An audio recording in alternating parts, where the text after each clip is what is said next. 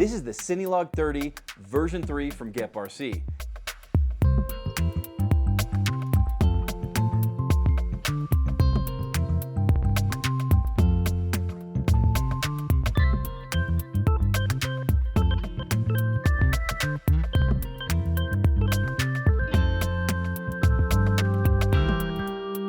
And there's two things you need to know right off the bat about this drone. First of all, it has been designed specifically for the DJI O4 Pro, not just adapted with 3D prints. And second, this 3-inch Cinewhoop has been designed to fly under 250 grams. That means you can fly under the drone registration rules in most countries. And if you don't care about being under 250 grams, well, you can use larger batteries, and that lightweight power system will give you longer flights and it makes less noise. But what compromises has GEPRC made in order to meet those design goals? How does this drone fly? Is there jello in the footage? And what's new with version 3 of the Cinelog30, and is it worth the upgrade? Let's find out. I got my Cinelog30 V3 with the DJI O4 Pro already installed, but you can get this drone without a VTX if you already have a DJI O4 Pro and you want to save a little bit of money. Here's what the drone looks like when it comes to you. The drone is encased in cardboard, so it's pretty well protected. The antennas are folded down. We've got our ELRS receiver back there, and of course the DJI O4 Pro system. Underneath this box, we've got a secondary box, which has an extra set of props, an accessories bag, an extra battery strap, 2 battery pads, and a whole bunch of extra hardware, including 2 rubber grommets for your camera mount. We get 3 different hoods for your DJI O4 Pro camera that have a naked GoPro mount on top. You do get a spare frame in case yours breaks or if you just want to go stealth black. And your usual stickers and documentation, including the manual for your DJI O4 Pro. I also got some ND filters with mine. I highly recommend these if you want to get the best possible video quality from your DJI O4 Pro. You'll need these in order to control your shutter speed. They do clamp on very securely, so be gentle when installing them and removing them to avoid damaging your O4 Pro camera.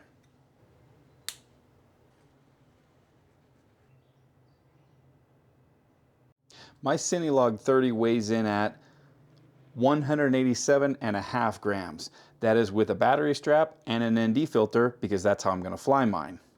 I will also fly mine with this camera hood, which brings it to 192 grams. For the sake of comparison, here's the Pavo 25 V2. It weighs the same 192 grams and it has 2.5-inch props, where the Cinelog30 has 3-inch props. With a 4S 550 milliamp battery, my Cinelog30 is 249.1 grams, so it's under 250 grams with an ND filter, but without that protective hood for the DJI O4 camera. With a 650 milliamp 4S battery, it weighs 275 grams. And with an 850 milliamp 4S battery, it weighs 289 grams. This is the way I choose to fly my Cinelog30 most of the time, even though it is over 250 grams. It's nice to be able to fly under 250 grams when you need to, but I prefer to get longer flights and to protect my camera. GEPRC says you can get 8 minutes 10 seconds on a 720 milliamp 4S battery. They must have been charging to high voltage and really pushing it because I couldn't get those flight times. With my 850 milliamp 4S, I comfortably got 7.5 minutes just cruising around, and my batteries are well used and I don't fly them all the way down because I do like my batteries to last. Your flight times might vary a little bit, especially depending on how you fly.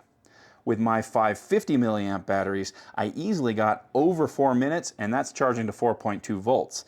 If you do need to be under 250 grams, I would recommend finding some very high quality, high voltage batteries, and you'll be able to get some nice long flight times with this lightweight DJI O4 Pro Cinewhoop. GEPRC has some 530, 660, and 720 milliamp high voltage 4S LiPos that would pair very well with this drone. I would recommend the 660s if you want to be under 250 grams. If you don't care about being sub 250 grams, just grab some larger batteries and you'll get some really long flight times. I found 850 milliamp 4S to be the perfect balance between flight times and performance when I don't need to be under 250 grams. Where this drone really shines is smooth, cinematic style flying, because the design philosophy is to be lightweight in order to hit that sub 250 gram weight limit, which probably means no external camera. The drone does come with a camera mount, and you could run a naked GoPro if you wanted to.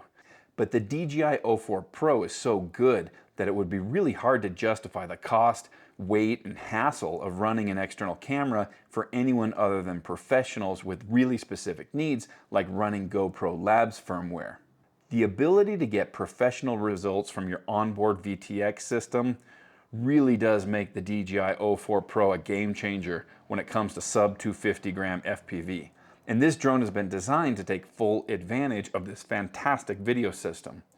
It's not a freestyle beast, and I did get prop wash when I would fly fast and come out of a dive, which is to be expected from any prop protected drone, but since it's so lightweight, it does have a high power to weight ratio, and it can really zip around.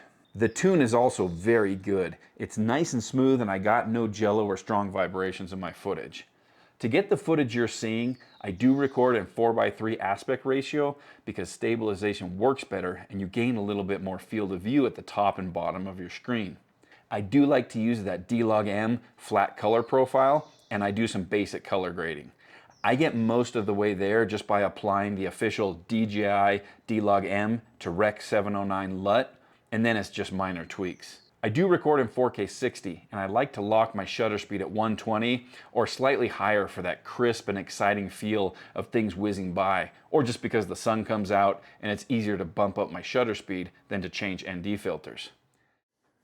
The flight controller is GEPRC's Taker F722 all-in-one board with 45 amp ESCs. The frame is made up of a 2.5mm carbon plate to provide stiffness for good flight characteristics, and a plastic unibody for prop protection and to protect your electronics. These ducts are more robust and crash resistant than the V2 Cinelog30, and I assume that's why the V3 is actually a few grams heavier than the V2, even though the O4 air unit weighs less than the O3 air unit.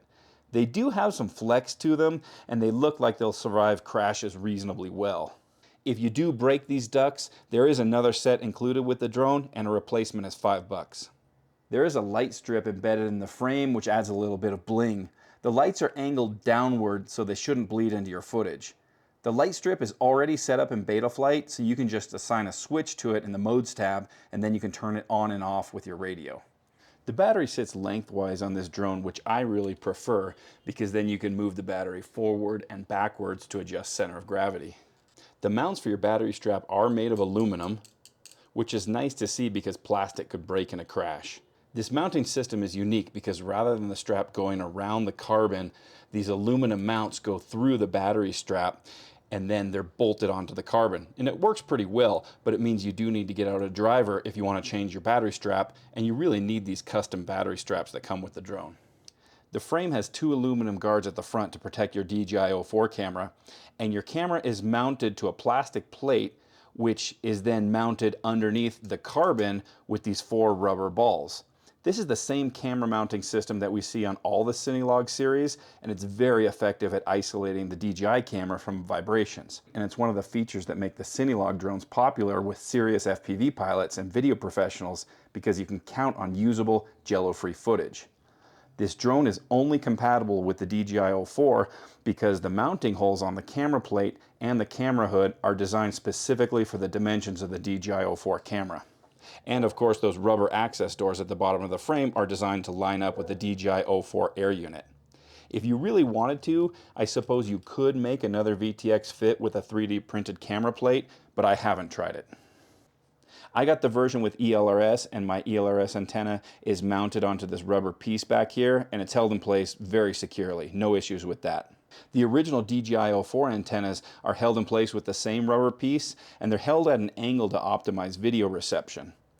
I like the idea of this mount because you can fold the antennas down for storage or to put the drone in your bag. But in reality, this rubber mount is a little bit flimsy, and the antennas can fall down in a crash and get caught in your props. So I would highly recommend using a zip tie and just installing them permanently into that rubber mount. One of the innovations in this drone is this custom circuit board back here. GEPRC calls this a 6-in-1 distribution board, and it has a receiver mount, a buzzer, an LED controller, an anti-spark filter, a capacitor mount, and a USB extension for your flight controller, and a boot button, so you can plug your flight controller into Betaflight without having to disassemble the drone.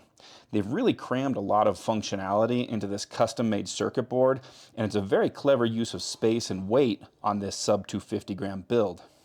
For me, the only thing missing is GPS, and I would definitely have traded this fancy LED light strip for a nano GPS unit mounted somewhere on the frame. The motors are GEPRC's SpeedX branded 1404 3850 kV motors. The motor choice here is very important because these small, lightweight motors are what make this a sub-250g build. Many Cinewhoops with this prop size have much larger motors to carry external cameras. For example, I just reviewed the Axis Flying Cinelog30 on the channel, and even though these drones look similar at first glance, they couldn't be more opposite. The Cinelog30 has massive motors to haul around a full GoPro and huge batteries, and these props are 3.5 inches instead of 3 inches, but this drone weighs more than double what the Cinelog30 weighs. It's powerful, but it's loud as hell. Since the DJI O4 Pro makes an external camera pretty much unnecessary, GEPRC can get away with these smaller, lighter motors. Let's put it this way. If you like the idea of a 3-inch Cinewhoop that's quieter and flies longer than traditional Cinewhoops, this drone could be for you. But if you want something more powerful that'll perform well with a heavy external camera and you don't mind a little bit more noise, you might want to look at something else. Alright guys, now it's time for my conclusion. First, I'll give you the cons that I see in this drone. First of all, it's not a freestyle beast or a basher. It's lightweight, and if you crash a lot, you're gonna break something. Also, there is no GPS. You could add a nano GPS to one of the arms, but I would have liked to have seen one built in. Another minor nitpick is that this antenna mount is too loose for my liking. I do think you should add a zip tie to these antennas, otherwise you risk having those antennas fall into your props. Another thing I noticed is that these motor wires are just hanging loose right here. You really need to throw a zip tie around those. Otherwise, in a crash, they could get caught up in the props or they could get pulled and damage the motors. All right, guys, now let me tell you what I like about this drone. First of all, that lightweight design means this quad doesn't make a ton of noise, and it's a great choice for filming around people or in mixed environments. I don't like flying with traditional Cinewhoops because pretty much the whole neighborhood knows you're flying a drone and you attract a ton of attention to yourself. And I've really come to appreciate the lower noise that this drone makes. That makes the Cinelog30 a great platform for taking advantage of the quality that you can get from that DJI O4 Pro camera. Another advantage is this soft camera mount. It's really what makes a Cinelog. It's a key part of the design, and it makes this a reliable video production tool. GEPRC has used some very high quality materials with this drone. We have aluminum and molded plastic pieces throughout instead of 3D printed parts, which makes the drone feel premium even though it's lightweight. The custom circuit board is another nice touch. GEPRC really had to be innovative to create a 3-inch Cinewhoop that's under 250 grams. Until now, most sub-250g Cinewhoops are 2 inches or 2.5 inches. It's kind of like a Goldilocks situation. If the drone's too big, it can't be sub-250. If it's too small, it doesn't fly as well. So when it comes to a sub-250g Cinewhoop with the DJI O4 Pro on board, the Cinelog30 version 3 is a pretty good option. Let me know what you guys think of the Cinelog30 version 3. I'd love to hear from you. All right, you guys, that'll do it for this one. Thanks for watching, and I'll see you in the next one.